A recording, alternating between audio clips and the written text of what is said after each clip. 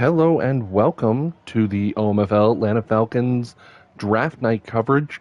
Got about 50 minutes before I gotta pack up and get ready for work. That is my YouTube playing back to me right there. So, I may or may not shut this down really quick, depending on when Nate's comes up, but I thought I would open it up for people who want to see where the draft is so far. And I don't know, maybe I'll discuss some of the Atlanta Falcons stuff and use this as AFR episode 1. So far, as you can see, we are on pick 22, 23 now, selecting. And it has been the night of the cornerback. We've had 1, 2, 3, 4, 5, 6, 7 corners taken in the first 22 picks. For my money, there were 8 good corners in this draft. There were some decent prospect corners you might be able to develop later on. So I'm not surprised to see them go so quickly. I didn't think they would all go in the first, 16 picks, it looks like. But, it's definitely people are getting a little tired of getting beat over the top, especially on All-Pro, coming back for Season 4. So it makes sense that a lot of speedy corners are getting drafted right now. A.J. Glenn, number 1. D'Angelo Henry, number 2. I actually had them as my 2-3. Snead was my 4. Rab was my 6, I think. I think he was behind Bost. Snead was my 8, and I had 1 or 2 more that are still on the board, I believe. And then, of course, Tevin Hampton was my number 1, which is easy to say because I selected him. But when I did, I basically made a spreadsheet of all the corners and then ranked them, gave them like points based on their measurables, on their coverage stats, etc. So, like, elite would be 3 points, an A would be 3 points, B 2, great 2, etc., etc., etc. And Hampton came out as my number 1. The only problem with him is he doesn't have a dev trait, which is unfortunate, but if I put 6 points in him this season, 6 points in him next season, and so on and so forth down the line, from like gold tier and FPR stuff, platinum awards when they come up. If I put all those in him, he should beef up pretty quick, even as a regular development guy, and he's probably going to be my import. Drag him along with me to Madden 26. And right now we are waiting for Nate to get started. I think he said he was going to be a couple minutes behind, which is basically what prompted me to get this stream started, just to give some of you guys a chance to see where the draft board is right now. Yeah, I guess if I'm going to use this as episode 1, I can talk a little bit about some of my off-season work. Surprising nobody, I spent about a week before. We had such a long off-season. Let's start there. We had like three-day sims for the playoffs. It was a long time to wait. So I was doing trade discussions like you wouldn't believe. I had like 6 or 7 different trade discussions going for 3 or 4 days at a time. Unfortunately, what I didn't take into account was the rollover period, when you see players will lose some value. They lose, depends on the player, but you'll probably see them lose a couple 100 points. So that completely threw every trade I had built completely out the window. So I had to renegotiate, at this point, 3 trades. 1 I had to lose completely in order to get the pieces I wanted to get. The first trade I made was with Jacksonville. I talked to Nysonger fairly often.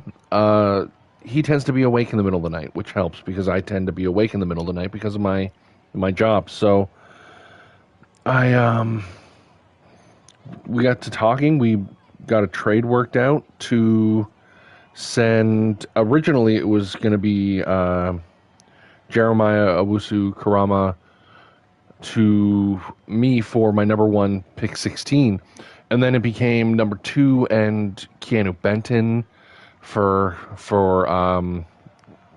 JOK and 4th, and then it just kind of ballooned out from there.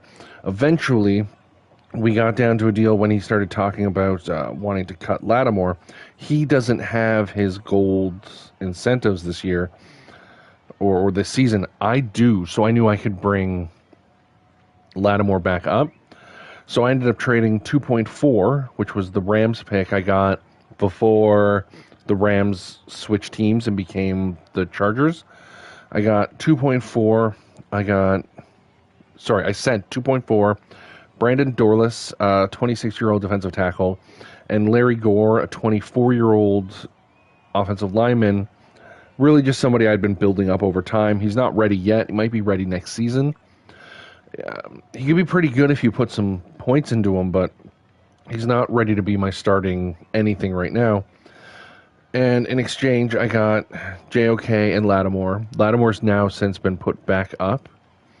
And now Lattimore, Hampton, who I'm going to build up, Winthrop, and Bernard are now my 4 corners. It's pretty good. I got them all cheap for at least this season. Obviously, Hampton, Bernard, and Winthrop will be cheap for at least the rest of this cycle, assuming we play this season and next. If we get that 6th season, things start getting a little hairy for me, particularly because the next trade I made was with Tennessee. Shane Gaffney, now a second-year quarterback, 80 overall, 22 years old, and J.C. Latham. Originally it was going to be Olufashanu. It became my first 116, my second 216. Just looking at the draft board right now, he took Miles Bost with 116, which Bost is a little less good than Hampton, but he does got a dev trait, so good pick for him. And also we got Braylon Trice, who is a solid-ish power pass rusher, but I had a hard time using him, and I now have to move Ruka Rohoro, who could not handle defensive tackle. I have to move him to defensive end. Plus, I still have Ebiketie. So I probably butchered both those names. But in order to do what I need for my defensive line, I had at least 2 that I knew I could move out of the way. I bring in, obviously, an offensive lineman and my quarterback, who I'm hoping is my import for next Madden. The issue, of course, is that if we play a 6th season, he will be on that's the end of his rookie contract, because he was drafted at the end of season 2. So if I can get him to next Madden on a cheap deal, 1 year left, I can add a second year. Now I have 2 cheap years. And I know what you're thinking. I have Michael Penix, but Michael Penix is left-handed, and I hate lefty quarterbacks. And also factor in that he's already 26 in this game. He'll be 25 to start next Madden, I believe, or 25. So basically, if you don't know, Madden has tiers for development, and one of the tiers is once you hit 25, your development drops off and becomes a lot harder to do. It's not impossible, you'll still grow a bit, but 25 is like the first threshold. It knocks down your points a lot in Neon Sports in terms of value, but it also makes it so much harder to develop. And Michael Penix Jr. next Madden is going to start at maybe a 76, because he didn't really play all that much this season. 74, 76, star development, maybe, if I'm lucky. That's not going to fly. So making the trade with Tennessee brought me a quarterback that hopefully I can bring with me next Madden. If we play another season, if we play 6, Seattle's in. Defensive tackle Trey Norris. I did not have him scouted as one of my top 3 defensive tackles. Granted, I'm selecting defensive tackles for later in the draft, so I'm going to wait for him to pop up on our feed and see what he's all about. Kobe posted that linebacker. Normal development. That's going to suck.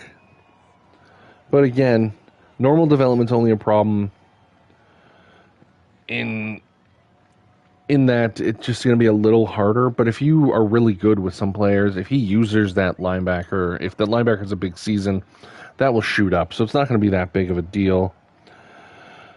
Still waiting to see if we get a post from that. Oh, looks like Roger posted that tight end. 87 speed. Ooh. It's going to be a problem. He probably brings him to Madden 26. You know how Roger loves his fast pass catching targets. I could see him bringing this guy forward next Madden. It's not a bad pick. We're still waiting for Seattle. We'll see if he posts the thing. Nate should be going up soon, so that's probably going to end me. Anyways, just to finish off the last of the 3 trades, now I'm out of the first round. I don't have a pick until 3/16. So I made a trade with Denver for Olu Fashanu for 1.8 and 3.8. Fashanu became expendable, part because while he's young in superstar development, I had another superstar player with the same, on the offensive line, I should say, with the same, the threat detector or whatever, and then we turned off the gold or the superstar and X Factor abilities, and so now I guess I just didn't need. Now we just don't need them, right? So looks like Nate's posted an announcement. They're going up. Draft is glitched and the clock will not run. Manually. Oh. Looks like we're having a draft glitch with the timer. It will not go down. That's going to be a bit problematic. We'll see how that goes. Anyways, Fashanu's out. Latham's in. Offensive line's a little worse, but not much. I was going to address it in free agency, but it's just there was just so much. Just so much money. It was like 20-something million just to get anybody of substance. I thought about getting Easton Paulson, who was my first round. Sorry, no, he was he was my first round pick last Madden. Was my first ever import. Ooh, wow, that looks like a really good running back. Trey just got. That's going to be a problem for people. Do I play Trey this year? I don't think I do. Thank God.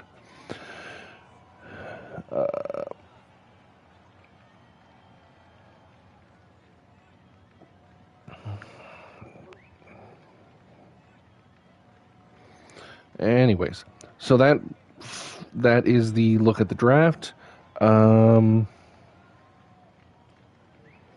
That is, sorry, I'm getting distracted in the middle of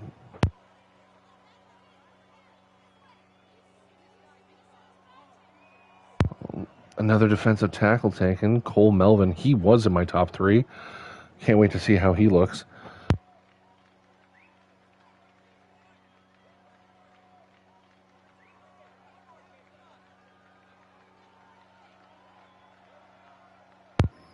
So his stream just started going up. So that means I'm going to end mine. Thank you very much if you popped in. That is YouTube again. Really good stuff. That is Nate's voice in the background. I'm going to end. This has all gone off the rails. I'm going to end this right now. Thank you for watching if you popped your head in. For the OMFL Atlanta Falcons review, Episode 1, Season 114, the Draft Special. Thank you for watching. And as always, I'll try to do better next time.